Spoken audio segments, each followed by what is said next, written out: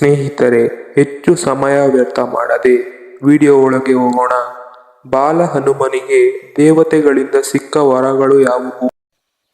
ಸೂರ್ಯದೇವನು ಹನುಮಂತನಿಗೆ ತನ್ನ ತೇಜಸ್ಸಿನಲ್ಲಿ 1% ಹನುಮಂತನಿಗೆ ನೀಡುವುದಾಗಿ ಮತ್ತು ಸೂರ್ಯದೇವನು ಸ್ವತಃ ತಾನೇ ಗುರುವಾಗಿ ನಿಂತು ಹನುಮಂತನಿಗೆ ಸುಲಭವಾಗಿ ಧರ್ಮಗ್ರಂಥವನ್ನು ಕಲಿಸುತ್ತೇನೆ ಎಂದು ವರವನ್ನು ನೀಡಿದನು.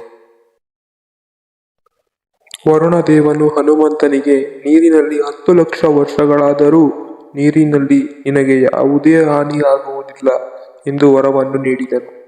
ಅಗ್ನಿದೇವನು ಹನುಮಂತನಿಗೆ ಬೆಂಕಿಯಿಂದ ಯಾವುದೇ ಅಪಾಯ ನಿನಗಾಗುವುದಿಲ್ಲ ಮತ್ತು ಬೆಂಕಿಯಿಂದ ನೀನು ಯಾವಾಗ ಬೇಕಾದರೂ ಮುಕ್ತವಾಗಿರಬಹುದು ಎಂದು ವರದಾನ ನೀಡಿದ.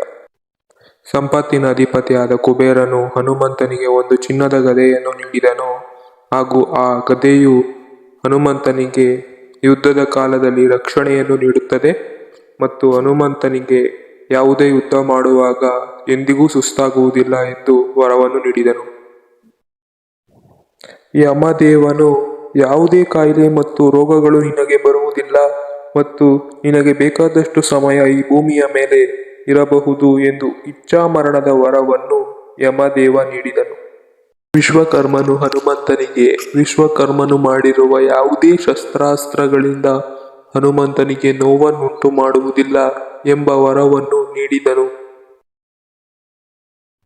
ಶಿವನು ಹನುಮಂತನಿಗೆ ಚಿರಂಜೀವಿಯಾಗಿರು ಎಂದು ವರ ನೀಡಿ ಶಿವನ ಅಸ್ತ್ರಶಸ್ತ್ರಗಳಿಂದ ಯಾವುದೇ ನೋವಾಗುವುದಿಲ್ಲ, ದೈಹಿಕ, ದೈವಿಕ, ಭೌತಿಕ ಗುಣಗಳಿಂದ ಎಂದಿಗೂ ಮುಕ್ತವಾಗಿರು ಎಂದು ವರವನ್ನು ನೀಡಿದನು.